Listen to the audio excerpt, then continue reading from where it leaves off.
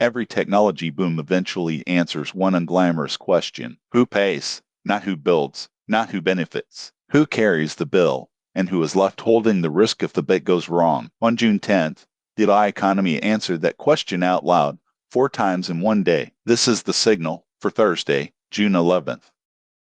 Start with Oracle. Its order book ended the quarter at $638 billion, up 363% in a year, and up $85 billion in a single quarter. But here's the detail that stopped me. $75 billion of those AI contracts are now prepaid by customers, or use GPS the customers bought themselves. The cloud landlord has convinced its tenants to buy the building's elevators. The quarter itself was emphatic, $19.2 billion of revenue, up 21%. Cloud infrastructure grew 93%, and Oracle confirmed $90 billion of revenue guidance for next year. The loudest bear case on the AI build-out has always been balance sheet fragility. Oracle's answer is structural. If the customer prepays for the hardware, demand risk and supply risk are fused at signing.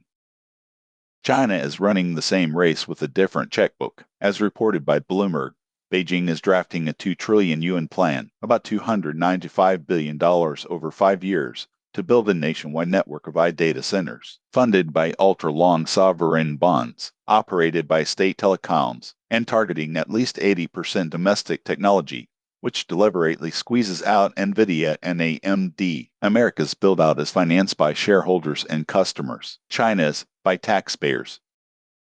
An honest note on the model frontier. In this edition's research window, no major frontier model shipped. The trackers call early June a lull before a mid-June wave. I think the quiet is the signal. The most consequential iLab news of the week was not a benchmark. It was a pair of securities filings, as both Anthropic and OpenAI quietly queued for the public markets. When the paperwork precedes the product, the sector is preparing to be judged as infrastructure, by auditors, not by demos.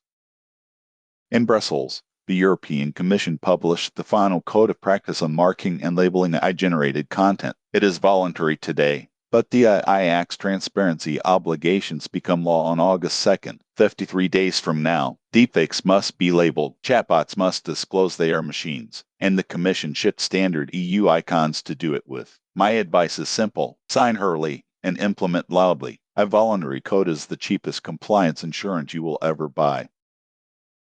5 days before its Data and AI Summit, Databricks announced Open Sharing, the successor to Delta Sharing, donated to the Linux Foundation, and rebuilt for the agentic era. It reaches Apache Iceberg clients. It connects on-premises storage directly, and it is the first open protocol to share not just tables, but agent skills and AI models. Think about what that means. You are no longer just governing who reads your data. You are governing who executes your behaviors.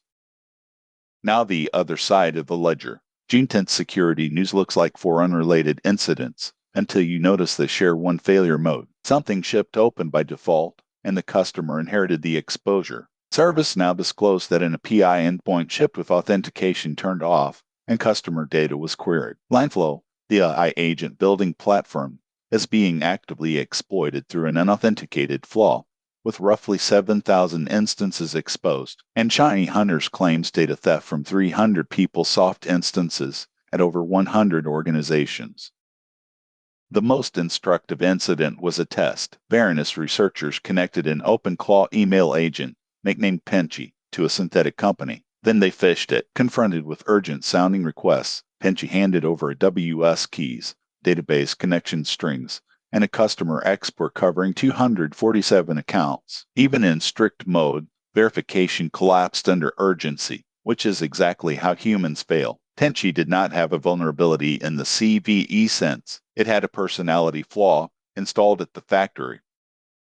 Put the day's story side by side, and the pattern is hard to unsee. Oracle moved hardware risk to customers. Beijing is moving build-out risk to taxpayers. The labs are queuing to move equity risk to public markets. Brussels moved labeling risk to providers. And vendors keep moving operational risk to customers, one permissive default at a time. So read your AI contracts as risk transfer instruments. Adopt the labeling code early. Inventory your defaults. And phish your own agents before someone else does.